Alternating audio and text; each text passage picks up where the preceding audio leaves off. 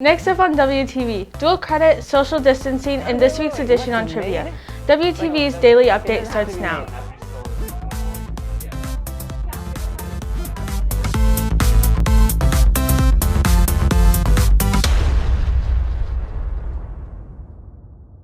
Hey there, Red Hawk Nation. Today's November 16th, and I'm Athena Tseng with today's daily update brought to you by Wingspan TV. Everyone enrolled in a U.S. history course must take the U.S. History STAR test in the spring. However, the process will be different for dual credit students. WTV Alicia Hernandez explains.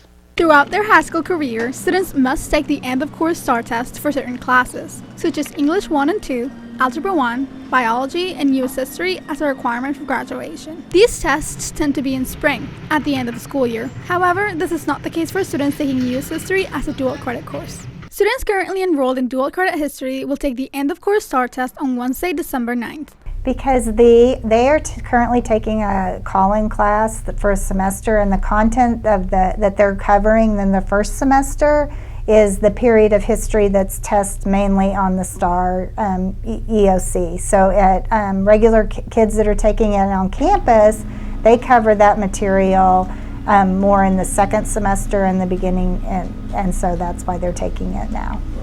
All students, virtual or face-to-face, must come to campus to take the test. The test is at Liberty, whether the student is a virtual student or a face-to-face student. They have to come to Liberty to take the test, and it is a graduation requirement. All dual credit students will receive an email with more information, including testing rooms, closer to the testing date. Reporting for WTV, I'm Alicia Hernandez. Due to social distancing guidelines, this school year's lunch is a lot different from last year's. WTV's Race Leonard has the story. This year's school lunch has been a lot different compared to the past couple of years. Rather than students sitting wherever they wanted, they now have to sit on a blue X and stay socially distanced, which isn't going over well with some of the students. I think my biggest pet peeve is sitting on the X's and not being able to talk clearly to your friends and being further away from your friends whenever you're eating, and also when you're not sitting right on the X, a principal will come over and tell you to move over back on the X. Although nothing will likely change with the seating arrangements at lunch, students such as sophomore Matthew Bishop wishes things could just go back to how they used to be. If you change school lunch, I would definitely change it, and I'll just make it more similar to how it was in the past years, because you're sitting with more people and it also feels like there's more people in the lunchroom, and so it's just more fun and more social almost. Reporting for WTV, I'm Race Leonard. On this week's edition of Trivia, WTV's TJ Krylowitz tests students' knowledge on video games.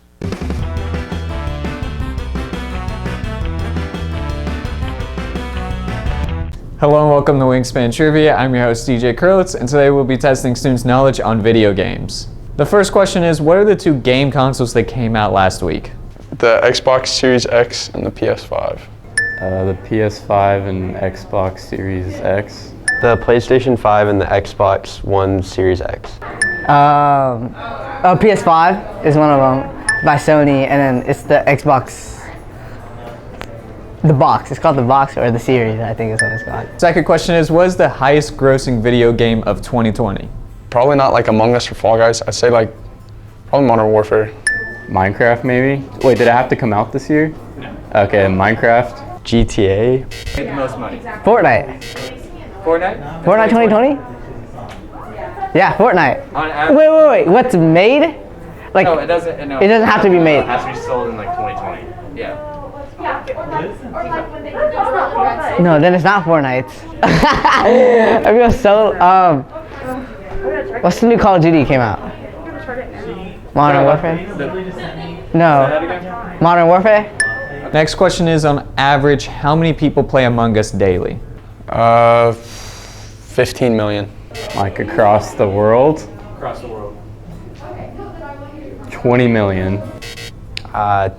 2 million? 2 million? Actually, no, 5 million. I changed that. There has to be 10 in a lobby. Oh. Worldwide? Yes. Okay, you gotta say that too. A million?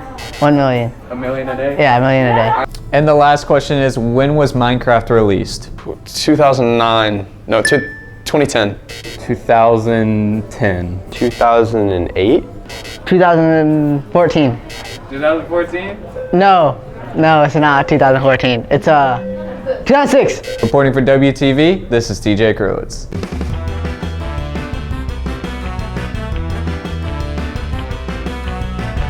This weekend was a busy one for Red Hawk athletes. Here's a recap on today's Sports Minute. The girls basketball team played 2 games this weekend at the Nest. The first opponent to challenge the Redhawks was Bridgeport on Friday. The game came down to the wire with the Redhawks pulling out the W with a score of 30-27. The state's number 1 6A team Duncanville traveled to the Nest Saturday, and the Redhawks were no match, losing 69-29. Their next game will be against DeSoto on Friday at the Nest. Boys basketball started their season off with a road trip to Prosper to face the Eagles. The Redhawks walked out with a 12-point victory, winning 67-55. The Redhawks will attempt to stay undefeated on the season when they go back to the Nest to play Little Elm on Tuesday. Also in action, volleyball played Memorial on Saturday, hoping to end the regular season with a win, but it was all Warriors as Memorial won 3-0.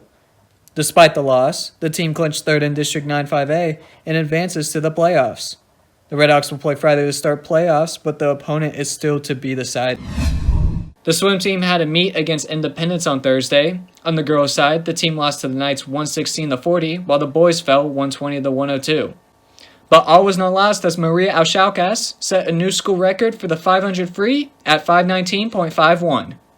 Their next chance to bounce back will be on Thursday with a match against Frisco High.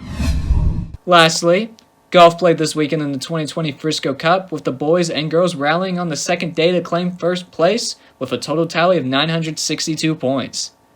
Raleigh Davidson tied for 4th in girls individuals, and Mitchell Kalka claimed the silver on the boys' side for individuals, with Samir Vashif and Faxon Nelson also cracking the top 10. Reporting for WTV, this is TJ Krowitz. If you're looking for more from Wingspan, you can follow us at Liberty Wingspan on Twitter, Instagram, and Facebook, or visit our award-winning website, libertywingspan.com. And now for today's announcements. Stuco is hosting a food drive this year. All food items must be donated via an Amazon wish list. There are links and QR codes posted around the school. Donations must be submitted by Friday, November 20th. Alternate brands are accepted. Do not donate any canned vegetables in the From section at our checkout. Enter our campus name, Liberty High School. All donations will be sent to Frisco Family Services. Cheer is hosting a wreath fundraiser. All proceeds fund UIL cheer activities and senior scholarships. Wreath sales will be from October 26th to November 29th. For more information, email letsgoredhawks@gmail.com. That's it for today's daily update. This is Athena Tseng for Wingspan TV.